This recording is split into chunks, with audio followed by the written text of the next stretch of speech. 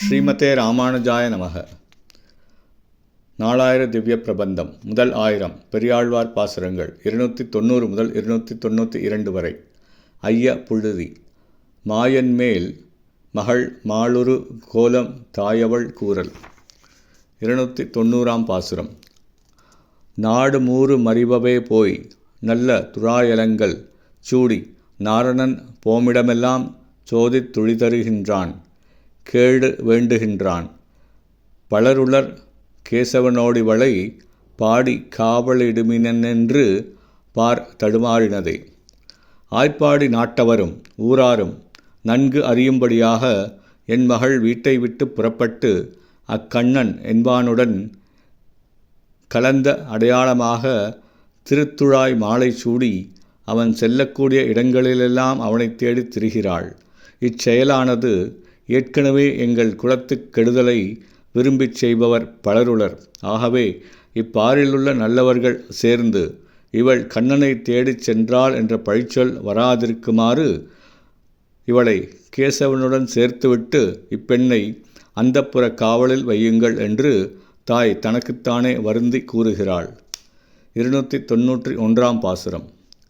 பட்டங்கட்டி பொற்றோடு பெய்திவள் பாடகமும் சிலம்பும் இட்டமாக வளர்த்தெடுத்தேனுக்கென்னோடிருக்கலுருள் பொட்ட போய் புறப்பட்டு நின்றவள் பூவை பூ வண்ணாவென்னும் பட்டவார் குழல் மங்கை மீறிவள் மாளுருகின்றாளே. நீண்டு சுரண்டு அடர்ந்த கூந்தலை உடைய பெண்களை என் மகள் அவள் விரும்பியபடியெல்லாம் சீராட்டி பாராட்டி வளர்த்தேன்.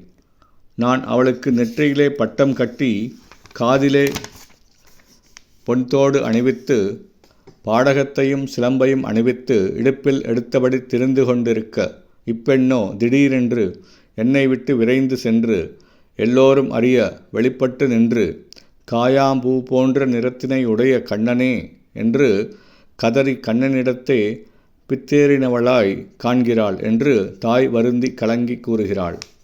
292 பாசுரம். பேசவும் தெரியாத பெண்மையில் பேதையேன் பேதை இவள் கூசமின்றி நின்றார்கள் தம்மெதிர் கோல் கழிந்தான் மூளையாய் கேசவாவென்றும் கேடலி என்றும் கிஞ்சிக வாய்மொழியாள் வாசவார் குழல் மங்கை மீறிவள் மாளுருகின்றாளே. வாசனை வீசுகின்ற கூந்தலையுடைய பெண்களே, என் மகள் பேதை பருவமுடையவள். நானோ பெண் தன்மையை உடையவளாயிருந்தும் பேசுவதற்கு கூட தெரியாத அறியாமையை உடையவளாக இருக்கிறேன். என் மகளான இவள் சிறிதும் கூச்சமில்லாதவளாகிய பெண்மையிலும் தாய்க்கு அடங்கி நிற்பதிலும் தவறாமல் இருக்கும் பிற பெண்களைக் காட்டிலும் அவர்களின் முன்னே வேறுபட்டவளாகி கோளை விட்டு நீங்கிய அகப்பை போல் என்னுடன் உறவற்றவளாய் கேசவனே என்றும் கேடற்ற அச்சுதா என்றும் கிளி போன்ற மொழியிலே பேசுகின்றார். மேலும் இவள் கண்ணபிரானிடம் பித்து கொண்டு நிற்கிறாள் என்று தம் பெண்ணின் தன்மையை கேட்க வந்தவர்களிடம் தாய் அவள் நிலைமையை கூறினாள். ஸ்ரீமதே ராமானுஜாய நமக.